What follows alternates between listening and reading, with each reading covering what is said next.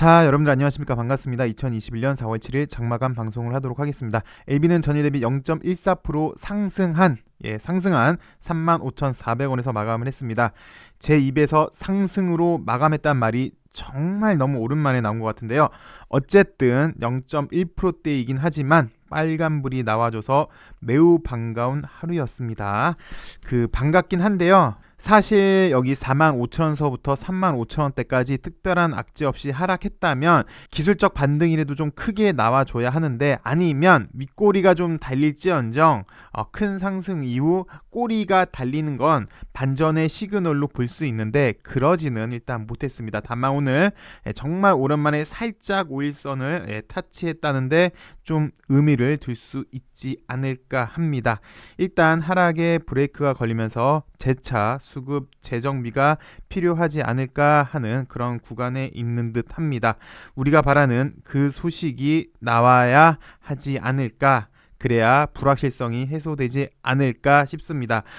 그리고 사실 LB에 대해서 우리가 알고 있는 게 몇 가지가 있어요. 특히 기술적으로 보시면 가장 잘 알고 있는 게 큰 상승이 있다. 그래서 이 당시 때도 큰 상승이 있었고, 이 당시 때도 큰 상승이 있었고, 이 당시 때도 큰 상승이 있어서 LB는 탄력 한번 붙으면 무섭게 올라간다라는 그런 특징을 우리는 일단 알고 있어요. 그래서 이런 특징 때문에 LB를 투자하신 분이 많은데요. 하락에 대해서는 그렇게 잘 모르시는 분들이 좀 많은 것 같아요. 저 역시도 마찬가지인데, LB가 하락을 했다라고 하는 거는 크게 보면 일단 627랑 216 사태가 있었죠. 이 당시 때 627 때 큰 하락이 있었고, 이 당시 때 216 때 큰 하락이 있었다라는 정도. 그래서 LB는 큰 상승, 또 그리고 그 중간중간에 이런 표현이 어떨지 모르겠지만 지뢰라고 표현을 해야 될까요? 중간중간에 한 번씩 이런 큰 하락도 있다라는 거는 우리가 어느 정도 인지하고 있는 사실인데, 그거보다 그러니까 큰 상승, 큰 하락, 이런 거는 좀 어느 정도 인지를 하고 있었는데, 좀 뭐랄까 느슨하게 하락하는 경우를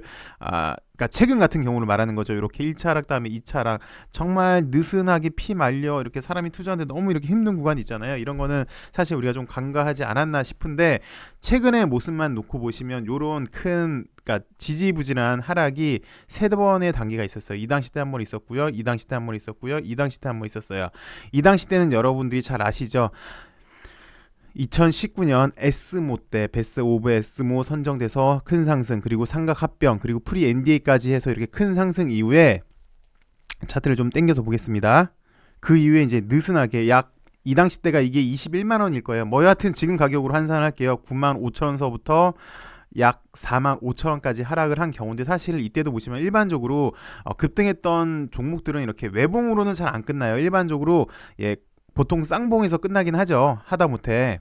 근데 얘 같은 경우는 저는 이렇게 봤어요. 이렇게 직각삼각형 형태라고 해서 요렇게 나오고 재차 시세 분출이 있지 않을까 싶었는데, 너무 급등을 한 나머지 1차 하락이 있었고, 그리고 재차 2차 하락이 있었죠. 근데 그 이유를 살펴보니까 이 당시 때 12월 달에 12를 발행을 했어요. 그래서 12 발행 때문에 이렇게 1차 하락이 나오고, 물론 큰 상승도 있었지만 2차 하락도 나오는데, 특징을 좀 살펴보시면요. 이렇게 완만하게 1차 하락 다음에 2차 하락 다음에 완만하게 누운 다음에 옆으로 누운 다음에 한 번씩 이렇게 좀 수급 재정비를 해주고 가줬던 특징이 있습니다. 그래서 느슨하게 하락했던 이런 1번 구간이 있었고요. 그 다음에 또 완만하게 하락했던 경우를 살펴보니까 잘 아시겠지만, 이때는 이제 팬데믹이 있었죠. 코로나로 팬데믹 때 살짝 하락을 했습니다. 근데 이 당시 때 LB는 다른 종목보다 하락은 덜 했어요. 그 이유는 유상증자를 했기 때문에, 늘 드렸던 말씀, 상승에도 제한이 있고 하락에도 제한이 있을 것이다. 그래서 하락에도 제한이 있었고요, 상승에도 제한이 있었고, 결국 이제 대금 납부하는 날, 주금 납부하는 날 때 이런 상승이 있었죠. 이런 상승 이후에 사실 얘도 보시면 1차 하락, 2차 하락이 나왔어요. 근데 느슨하게 나와줬습니다. 좀 보시면 이렇게 1차 하락 다음에 2차 하락이 이렇게 느슨하게 나왔는데, 이 당시 때는 유증 대금 납입, 그리고 무상증자 권리가 걸렸었죠. 그러면서 요거 우리가 그때 원했던 거는 폴첸 박사가 이 당시 때 탑승하는 그런 날이어서 계약으로 보시면, 근데 일단 유상증자 이후에 폴첸 박사가 입성을 하면은, 유증에 참여하면은 그때 우린 재차 상승할 걸로 기대를 했었죠. 그런데 그러지를 못했어요. 그러지 못했던 이유를 살펴보면 폴첸 박사가 일단 들어오지 못했고요. 그리고 이 당시 때 옵티머스 사건이 밝혀졌죠. 그래서 이 당시 때도 이렇게 느슨하게, 이렇게 기울기가 느슨하게, 이 당시 때도 살짝 사실은 기울기가 물론 이 당시 때가 좀 더 가파르긴 합니다만 좀 느슨하게 약 6만 2천 원서부터 4만 원대까지 느슨하게 사람 피말리면서 하락을 했죠. 그래서 폴첸 박사 연기권 그리고 옵티머스 건으로 이렇게 이 당시 때는 하락을 했는데, 특징적인 게 이 당시 때랑 비슷합니다. 하락을 한 다음에 보통은 V자가 나와줘야 돼요. 일반적으로 급락 다음에는 급등이 나와주는 게 맞거든요. 지수 차트를 보시면 코스닥 같은 경우도 급락 다음에 일반적으로 급등이 나옵니다. 근데 우리 LB는 그러지를 못했어요. 그러지 못하고 이 당시 때랑 비슷하게 옆으로 좀 누워주는 모습, 이 당시 때도 보시면 옆으로 좀 비실하게 눕는 모습을 보여줬고요.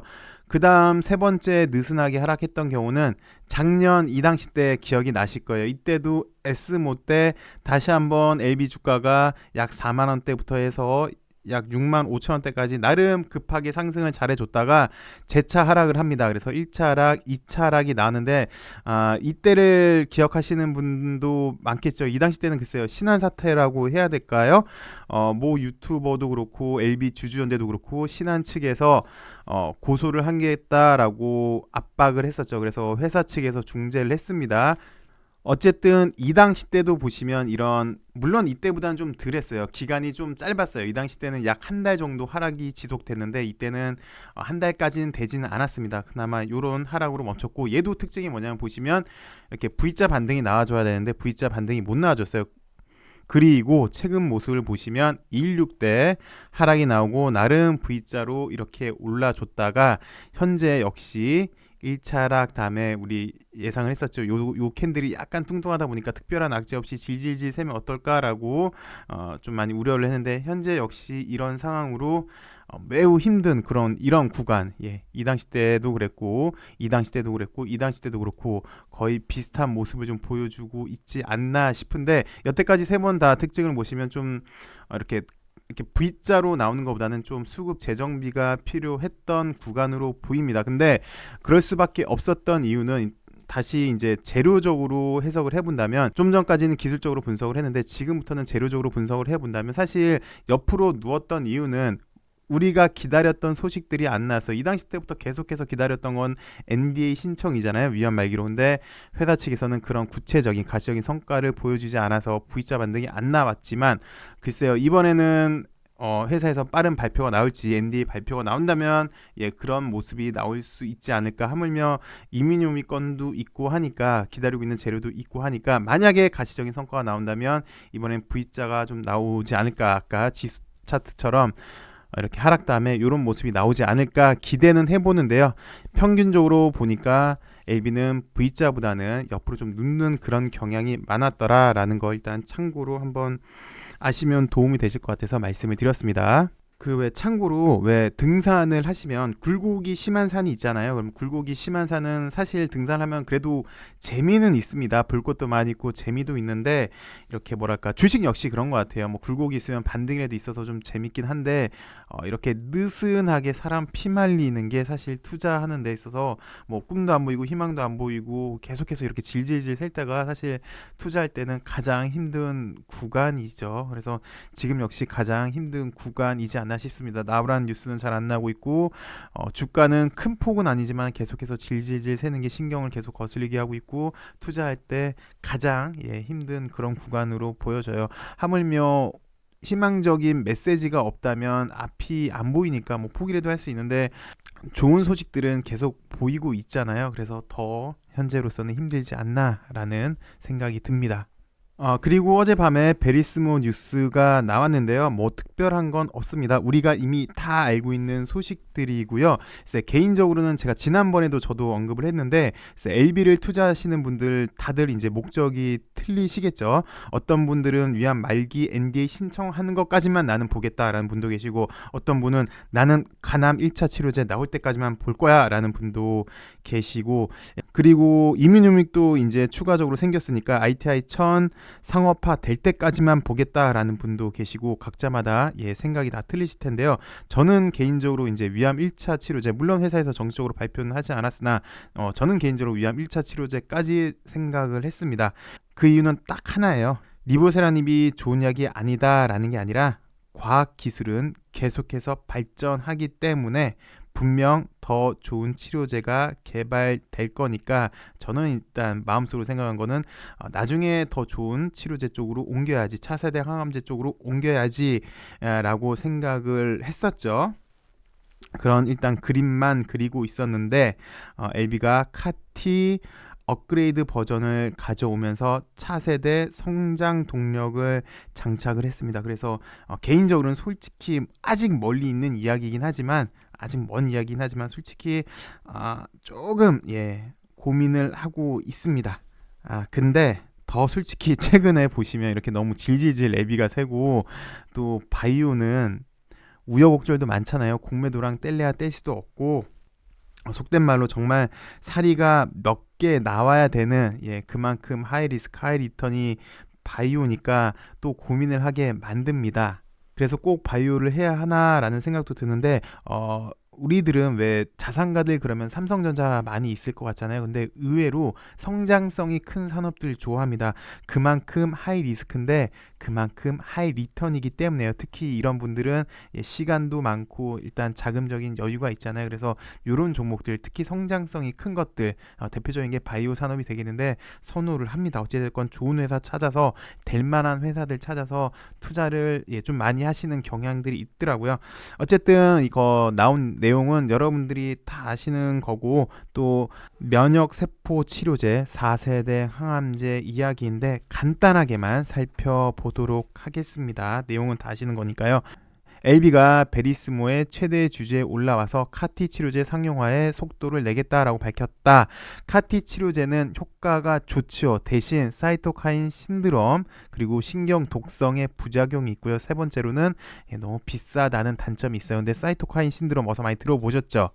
약 1년 전에 나왔던 뉴스인데 넥사에서 사이토카인 억제 흡보 물질을 보유하고 있었죠. 그래서 사이토카인이 뭐냐면 바이러스가 인체에 침입했는데 면역 물질인 사이토카인이 과다 분비되어서 오히려 정상 세포를 공격하는 현상이거든요. 근데 이런 부작용이 있는데 LB는 어찌되었건 특히 여기 넥사 단디가 사이토카인 신드롬을 방지할 수 있는 기술이 있죠. 어찌됐건 이런 부작용이 있는데 LB는 차세대, 그러니까 카티의 업그레이드 버전인 KIR 카 플랫폼 기술 상용화에 나섰습니다. 카티 치료제는 약 27년까지 10조 규모, 시장 규모 10조 규모로 예상이 되고요.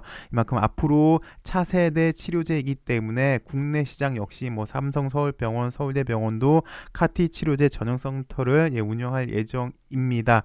좀 전에 설명드렸지만 대신 가격이 비싸요. 이만큼 상당히 비싸죠.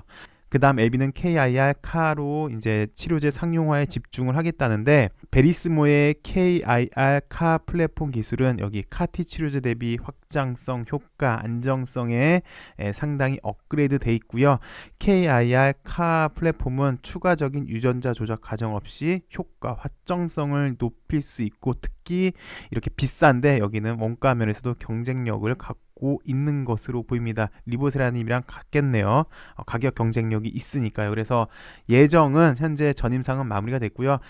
임상 1상 IND를 내년에 제출할 걸로 보입니다. 그래서 이거는 좀 전에 말씀을 드렸지만 시간이 좀 걸려요. 차세대 성장 동력이에요. 리보세라닙이 이미 상용화된 이후에 새로운 신성장 동력으로 보시면 될 것 같습니다. 카티는요. 그래서 카티 치료제 생산 기지는 LG일 것 같고요. 그 다음에 LB는 중장기적인 관점에서 치료제 개발과 생산을 준비하고 있다. 그래서 아시아에서 중심 역할을 할 것이다 라고 얘기를 했네요. 주가는 크게 보시면 지금도 지지부진한 모습을 좀 보여주고 있습니다. 좀 전에도 말씀드렸지만 이런 좀 V자 반등이 나와줬으면 하는데요. 그거는 이제 가시적인 성과에 따라 달려 있지 않나 싶습니다. 근데 뭐 좀 전에도 보셨지만 큰 흐름에서는 좋을 걸로 예상이 되는데 빨리 이런 잔파도 다 지나고 가시적인 성과를 보여줘야 좀 좋은 모습을 보여주지 않을까 싶습니다. 회사에서도 좀 더 힘을 내고 우리 주주들이 응원해주는 목소리에 귀를 기울여줬으면 하네요. 시청해주셔서 감사하고요. 오늘도 좋은 하루 되세요. 감사합니다.